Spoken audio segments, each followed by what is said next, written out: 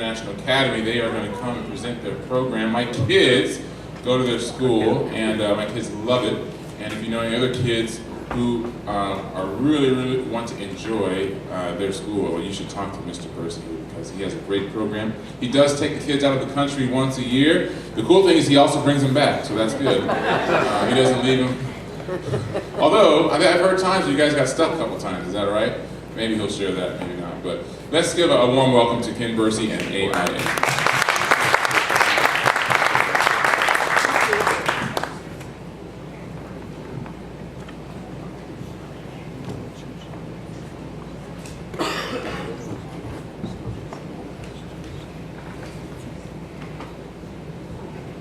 Is Patsy there, please?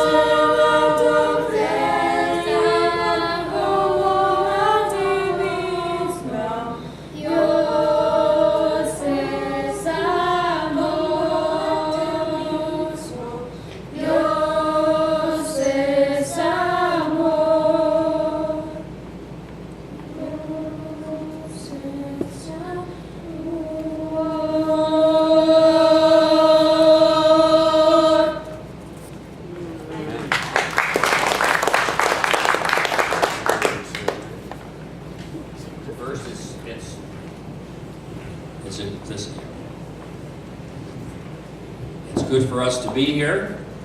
This is part of our family, your church. When I look out there, I see people that, are a big part of my life. I can just go right across the group here and see so many people, the Delatos, Jared Branham. You know, I had Jared Branham when he was about this age, you know. See this white hair? He was, and Jaden and I can go through the Lacey's, and I'm missing a lot of people here. But this is also part of our family, your church. We'd like to acknowledge a few of our teachers here today. There's 3 teachers that go to AIA that are here today. Sandy, if you could stand up, please. Sandy's been there for several years. And she's a quality person, as you know, and at the same time, she's a very, very good teacher. And then our science teacher is Cecilia Morris. We appreciate what she does. She has a lot of good things in our classroom. What am I doing wrong? Nothing. You're okay. Okay. And then Chris Morris over here, Pastor Morris, if he could stand, he is our choir and also our chess teacher. So you have a pastor that teaches chess. You know, that could be questionable in some areas. But I had to give up poker, so. oh. So we're very happy, and the parents, our school is really based upon parents. And if we have a good year, it's because of our parents. And if we don't have such a good year, it's generally because of our parents. The involvement of parents in their child's program is essential in our school, because we do a lot of things that other schools don't do during the daytime. And we don't have study hall in our school. So essentially, we need parents to make sure that every night you sit down with your child at 1.5 hours. That's just a requirement, and we don't always get that. And when that happens, it really makes a big difference. like I say, we do a lot of things, and one of the things we do is we take a science trip in September. And the science trip, we go different places. We've been several different places. But we take maybe 3 or 4 days off of school. So that has to be made up in another area. And then we go on an international trip. It's the best educational value that you can invest in. An international trip often changes people. Jaden had a changing experience. When Jaden went to China with us, he was a real asset. It really opened his eyes up to a lot of things. He was a real help when we went to China. And the trip we had this past year, we had the youngest group we've ever taken on a trip. We did not have one 8th grader. So my senior members were 7th graders, and I'm kind of hard on 2 or 3 of my 7th graders because they're my leaders, and they'll tell you, you're kind of hard on Miles, you're kind of hard on Nick, and I'll be kind of hard on some of the rest of you probably next year a little bit. But we had a very good trip when we went to Cambodia. Our trip is more of a merry trip. We try to meet people and talk with people. We don't try to build buildings. We don't try to paint. So our first week we spent almost every night, we had a family or families that ate with us. And some people really, this is a hard thing for them to do, to talk to people. And some of the classes we've had, really outstanding classes, could never talk with people when we travel. But I think our leader this year was Patsy. And Patsy talked to several people, really had some conversations going, and she really connected. And that's what's really important for me. So we rode elephants, and that's quite an experience. You probably wouldn't want to ride an elephant every day, but I think for once or twice in your lifetime, it's kind of a neat deal. But our high points really are meeting with people. And we're always looking for good families. We're really not looking for good students so much as good families. So if you have a child and you are a good family, we're interested. They don't have to be an A student, but a good family, we really are looking forward to that. Now, we're missing 3 people from our program today. We are missing Roger Williams, and I'm going to read his part just because I think he's an important person for some of you who don't know him. Some of you do, in the history of America. And then we are missing the centurion at the cross, and we're also missing Pocahontas. And Pocahontas has a very interesting story as well. You know, if it wasn't for Pocahontas, there probably would be no Virginia. We don't know what it would be named. But she saved her colony twice. Sometimes those things are overlooked in history.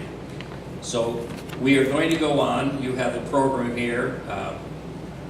We have our first speaker is Marissa. And so if you hear from me, I might say to them, please slow down a bit. I won't say please slow down, I'll say slow down. So, okay, you want to find a mic where you can stand close to it. Is there a certain mic that is better for them than others? Okay. As long as it's the right height.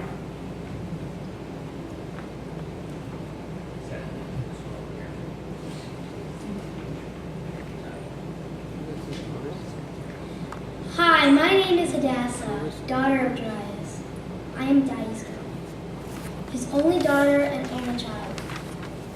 No doubt I was a little spoiled, but for weeks I had been feeling ill with fever. My parents contacted all the local doctors to cure me, but with no results. Someone had told my father there was an itinerant teacher named Jesus living in Cape Town, who people claimed could heal the sick by just touching or speaking in the name of God. 2 relatives of the healed people told my father that family members were healed. Daddy believed these people. He was a good judge of human character. At once he made the decision to go and find this man. He could have sent others to go and search for this man, Jesus, but he took the journey himself in spite of the advice from his fellow temple leaders. My father had looked at me and said to me, Hadassah, I will return with the healer. This was the last thing I recalled before seeing a man lifting me by my hand from my bed and asking my mother, who was in the other room, to get me something to eat. The man who took my hand was Jesus. He said to my family and 3 of his followers, which were Peter, James, and John, not to tell anyone what had happened. I learned why later. My father told me a story of walking home. He had witnessed several miracles of Jesus. During his walk home, someone had came to him and said, Hadassah has died and not to bother anyone. But Jesus assured him that his daughter would be all right. Daddy believed. I believe in Jesus now. I hope you have the time to believe in Jesus too.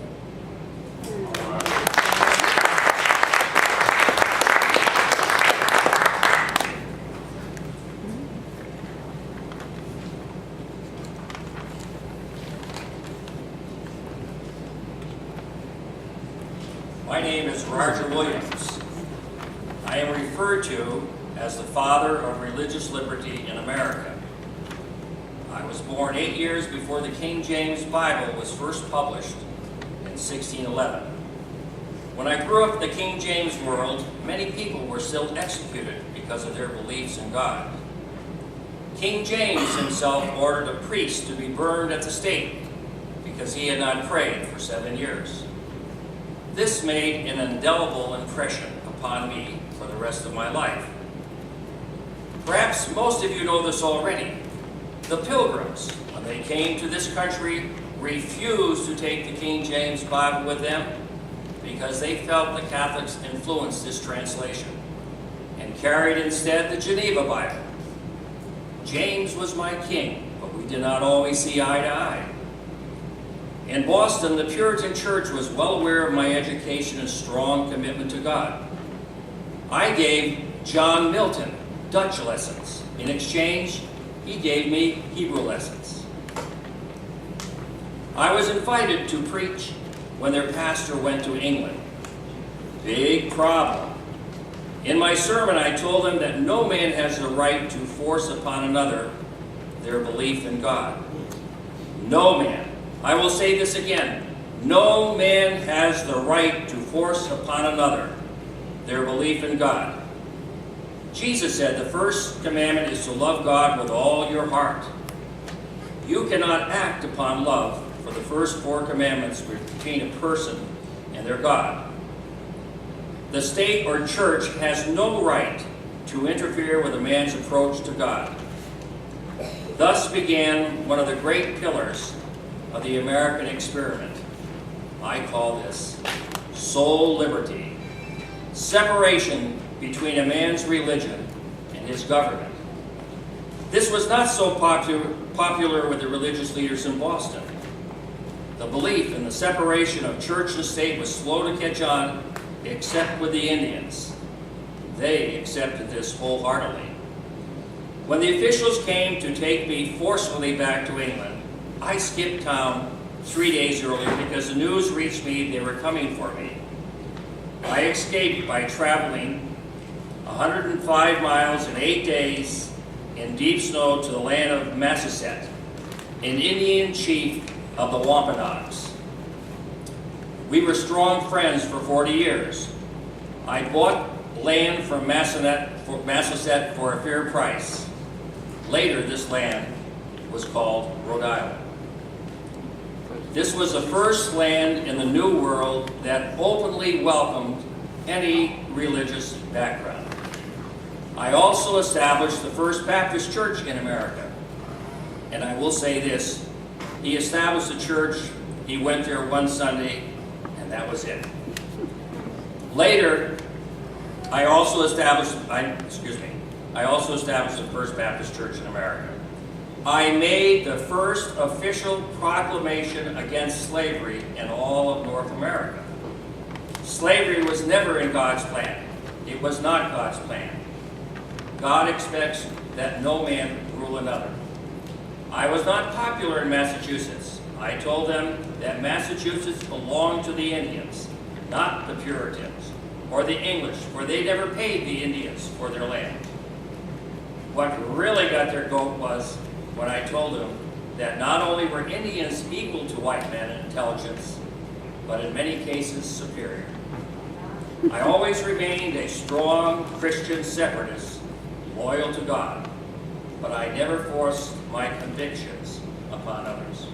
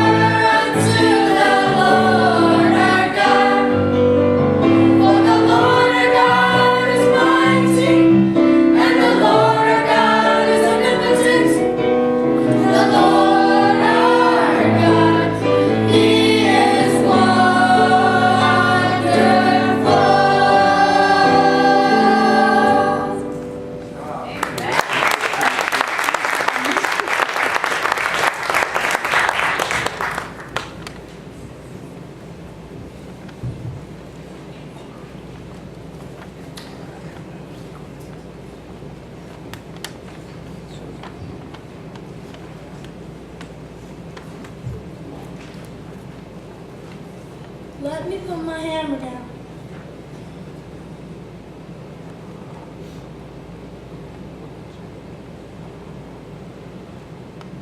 Has anyone seen Japheth?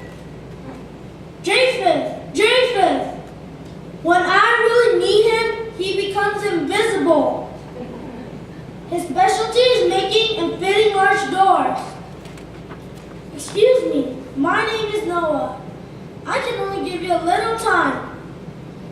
We have been busy working on this 120 years on this wooden structure behind me. We call it the Ark. Some others mocking call it the Great Wooden Illusion, Termite Hotel, or Crazy Noah's Playhouse. But I call it the Ark. Just this morning, I received the word from God that it is time. what you say. Haven't you been listening to me and my family over the past 120 years? Oh, you are new to the neighborhood. Pardon me, yes. I do talk with God, and I'm not crazy like most people say I am. This world is coming to an end because no longer are humans interested in trusting and doing what God has told them. Yes, my new friend, this whole world is going to be destroyed because of the evil everywhere. You are invited to join us and escape the destruction of mankind. Why are you smiling, sir? Are you the same as the others? I assume you are here because you heard about the great animal show yesterday. Thousands of people watched with wonder and awe as from all over the land marched into our ark. But none of the viewers had changed their minds. Come now, sir, enter now. For Japheth is back and is just starting to make the final corrections of the large doors. There will be no tomorrow. Sir, curiosity and good intentions will not save you. You said that you will think about it. You will talk it over with your family and give me an answer tomorrow. Today, sir, there will be no tomorrow. But I can see you want to believe me. Where are you going? Oh, you want to discuss it first with your family.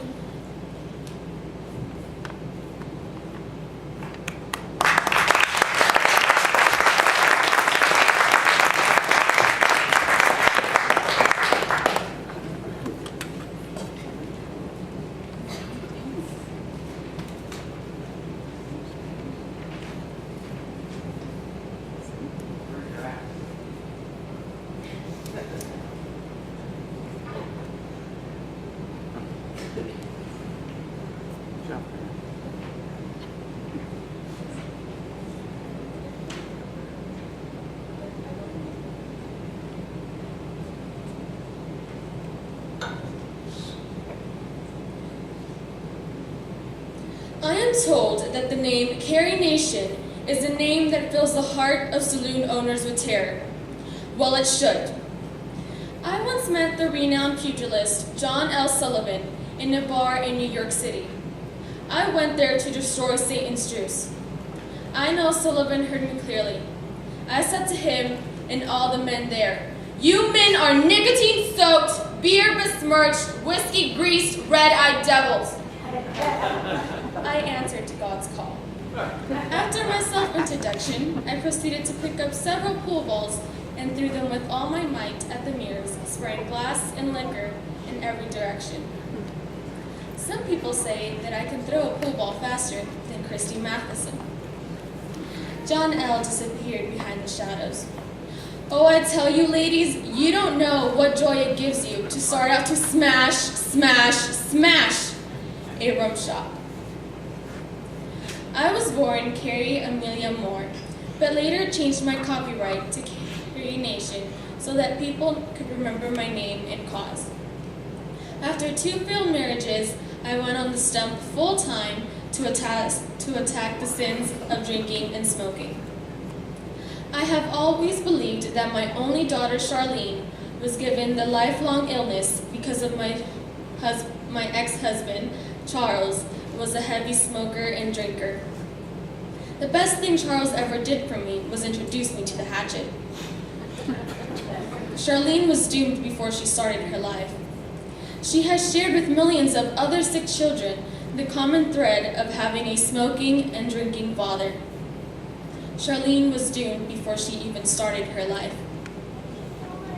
I had a vision from God. He told me to eradicate every saloon in Kansas. I did this without fear. Do I detect an odious odor? Hey, I want you hellions to quit puffing that hell fume in God's clean air. Put it out. of some men. I feel that I am often misunderstood, for I am a gracious and religious woman with that spirit of gentleness to all that needed help. In fact, for 4 years I was a teacher, but God had a different calling for me.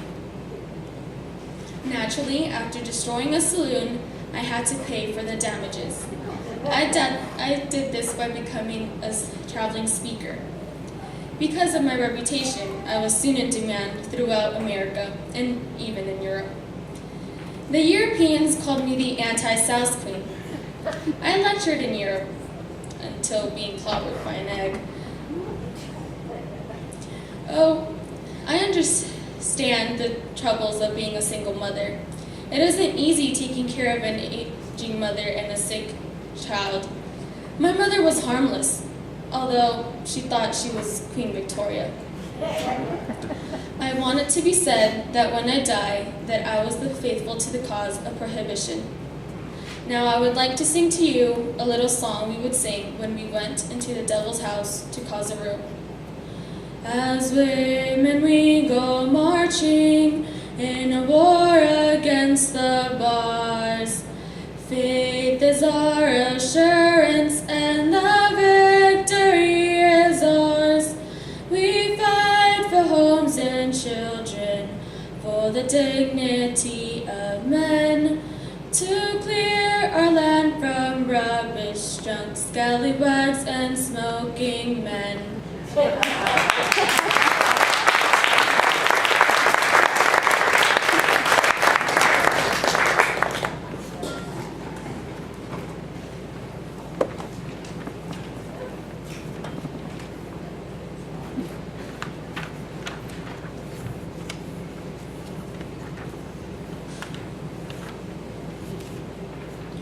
My name is John Chapman. You know me as Johnny Appleseed. I'm once known as a man that serves God with all my heart, a land investor and a Christian missionary that keeps his eyes on God and his hands on apple seedlings. I'm not a story of Hollywood or children's fables. I really did exist. And my story is far more interesting than just planting apple trees. I was born in Massachusetts in the year 1774. My father was a soldier of the American Revolutionary War. My mom died when I was 1 year old. My father sent me to a planter as an apprentice during my life, and this influenced how I make a living in the early years. During my early years, I often released live animals from hunter traps. Needless to say, I was not popular with the trappers or farmers. From a young child, birds and animals had a special place in my heart. I sensed a sacredness with life, and later in life, if I found an animal being mistreated, I'd buy it and give it to another settler. When I was 18, I left home to explore the West with my half-brother Nathaniel. Dad and his new wife joined us in Pennsylvania some years later. But now I had itchy feet. I could not settle down in one place, but wanted to help people, but yet, at the same time, earning a living. I decided to plant apple trees in the West, for I knew settlers were heading west and needed apple trees for Rome. My apples were not made for eating. They were sour apples which were sold for hard cider. A little nip to it. One would never know that I had land, for I only traveled with clothes on my back. I never bought shoes or seconds discarded shoes. Often my shoes did not match. Often I went barefooted. For a hat, I used for my cooking pot.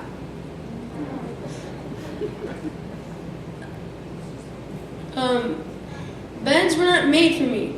I usually slept on the ground or the floor of homes when I was visiting. I became the comfort to the Church of Jerusalem upon the altar call. Teaching and living the gospel became my passion for the rest of my life. Indians never harmed me. We're friends. On several occasions, I warned people of impending Indian war parties. I treat people as God's children. Usually, I put out the fire so I don't have to disturb mosquitoes or gnats. Some of my most enjoyable memories are telling Bible stories to children. I always had waited until the children had eaten before I ate. I always made sure my presents did not rob them of their meal. I was never married. I was once in love with a girl, but she rejected me, so I could never trust a woman for a wife again. When I departed this world, I owned 17 tracts of land around this country. Never valued money, only to give it away or invest in more seedlings. There is still one tree that I planted that is still living many years ago.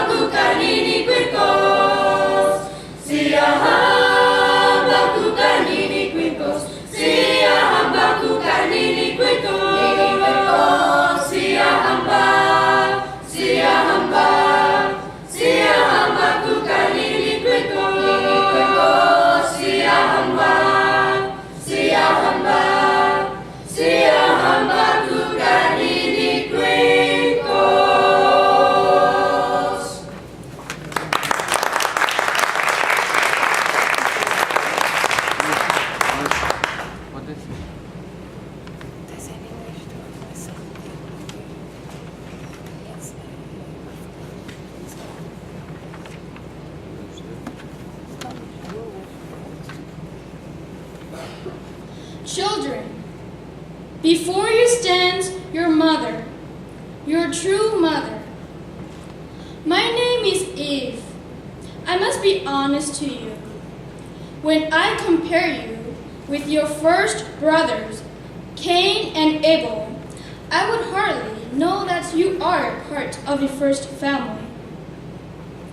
It is when I look at you today, I realize that my sin diminished not only your character, but to the beauty of God's creation. Just to look at you causes me unbearable guilt and pain. I take no joy in telling you that you're only a shadow of our first children, and not a pleasant shadow at that. To know that Adam and I are the cause of your degenerate condition is a heavy burden we must carry. Someone said to me the other day that the Miss Universe pageant would take place that evening, so I decided to watch. Being the mother of all the children, I knew I would be a winner. When I saw the 78 contestants, I was horrified to think that was the best the earth has to offer. In fact, I had to stop watching these creatures and observe a tree and some flowers to regain my composure. I must be honest with you that the worst 900-year-old woman in my time would have received all the votes in that pageant. The one change I would make if I lived today would be to get rid of all the mirrors. Only Jesus Christ carried more guilt in his life more than Adam and me. From a perfect life and happiness to the sorrow of burying my second child, killed by my first child, was the only beginning of 900 years of turmoil and pain. You sing the song, "Nobody knows the trouble I've seen." This is my song. No one knows the true meaning of this song except your Father and me. You lived only 70-year desperation. I lived 948 years of constant pain and regretting the one decision I made. Every person who experienced the evils of Satan when I was alive, I felt their pain. They say, when a child dies, it's the parent's greatest sorrow. To be the cause of your child's death is almost unbearable. Do you know how many of my children I saw died during the 948 years I lived? And I was the person responsible for each of their deaths. I was able to live each day only because of the promise that Jesus would die one day. Then our whole family would have the opportunity to be restored in the fullness of glory of God. For as your parents sinned and brought disease of death to all of our children, Jesus' death and resurrection had restored us to our perfect condition we knew in the Garden of Eden. Yes, I apologize to each of you for your present condition. But today, you can have the assurance and hope that we all can be one complete, happy family again. I say, thank you, Lord Jesus.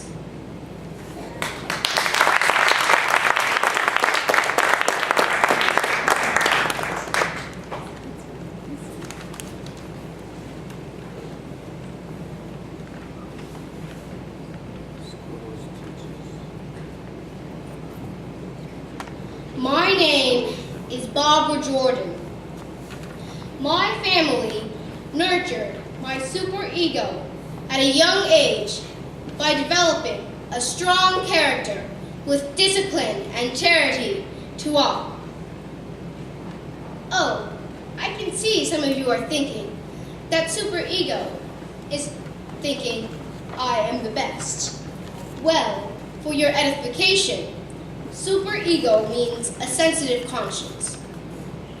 My moral compass was solidified when I was just a young child. I learned from my parents that only one life, it will soon pass. Only one, what's done for Christ, will last. The responsibilities of my God-given talents were never to be taken for granted in the Jordan family. I never intended to be the run-of-the-mill person. I had the talent to speak and think clearly. Perhaps I was precocious. I learned that the power of words and good vocabulary are golden swords in the battles of debate and for success in life. Once, a congressman told me that when I stand to speak, it is time for him to get his dictionary. Tonight, I have been asked by your teacher to speak with Jordan finesse and not water down my vocabulary for the common mind. You are only as common as you let yourself believe. As my grandfather said, Barbara always elevated human potential in everyone. When I was in high school, our debate team won first place in the great state of Texas. This ignited my proclivity for law. Oratory success followed me at Texas Southern University. I graduated magna cum laude, the upper echelon of my class. I was offered a scholarship at Boston University Law School. I always prepared to succeed because I was better prepared than others, not necessarily smarter. Like all Texans, we are proud of our state, and I always enjoyed seeing the Texas flag being displayed throughout my life. Texas is not small. I never thought small. It was this confidence in my abilities and willing to work harder than most had made me achieve realms higher than others. I was asked by the proprietors of this auspicious forms of the mind to speak, to list some of my accomplishments in public service. Humbly, I shall do so. I survived being the only child, first black chief executive in the nation. I became the first black woman in America to preside over a legislative body, first African American Texas state senator since 1883, as well as the first black woman elected to that body. First black woman to graduate from Boston University Law School. First black American, along with Andrew Young, to be elected to the Congress from the Deep South in the 20th century. Served 3 terms. First black person and black woman to be a keynote speaker at a Democratic National Convention. Former Clinton mentioned me as his first choice in the Supreme Court. I was unable to accept his offer because of multiple sclerosis. I am neither a black politician nor a woman politician. I am a professional legislator. Do not call for black power or green power. Call for brain power. Brain power with conscience is what our country needs. I live a day at a time. Each day, I look for a kernel of excitement. In the morning, I say, Barbara, what is my exciting thing for today? Then I do the day. Don't ask me about tomorrow. Justice always takes precedence over might, and it is imperative to define what is right and then do it. I immerse myself in important issues: civil rights, Constitution as a sacred document, and individual responsibilities. I have no time for petty issues. In closing, I think what a better world it would be if we all, the whole world, had cookies and milk about 3 o'clock every afternoon and then lay down on our blankets for a nap.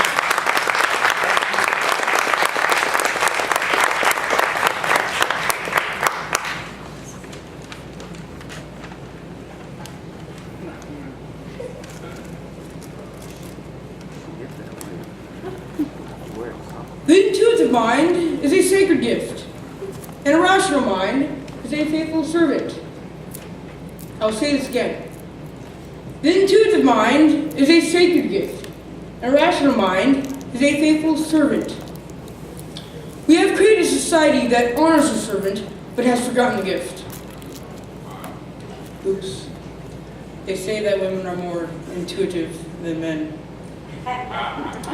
My name is Albert Einstein. Have you heard of my name before? Yeah. You know about my violin, atomic bomb, being asked to be the first president of Israel, and also my work in the scientific fields. Today I would like to share with you some of my personal beings in life. Let me tell you something. Being famous is not all that cracked up to be. One of my great enjoyments in life is taking quiet walks. But the past few years, people keep on recognizing me and says to me, "Mr. Einstein, can you please explain to me your theory of relativity?" I have resorted a little deceit by saying, "My good man, so many people confuse me with Einstein, we must look a lot alike." I wish I could help you, but I'm only a common man. Good day. I was born with a very large head in a Jewish family. And because I didn't say anything until I was 3, I seldom spoke more than 1 or 2 words a week until 9. My parents thought I was a little slow. Can you imagine? I can remember the evening well. We were at the dinner table. I mentioned assertively, "The soup is too hot." My mother was overjoyed and said, "Albert, you can speak. Why didn't you speak before?" "Mom, nothing was wrong before." My younger sister, Maja, was my best friend in my childhood, for I didn't make friends easily. When I was in primary school, I asked too many questions, sometimes with a mischievous smile. I was taken on task on my behavior. I excelled in math, taught myself algebra and geometry in the evenings, and started calculus before my freshman year in high school.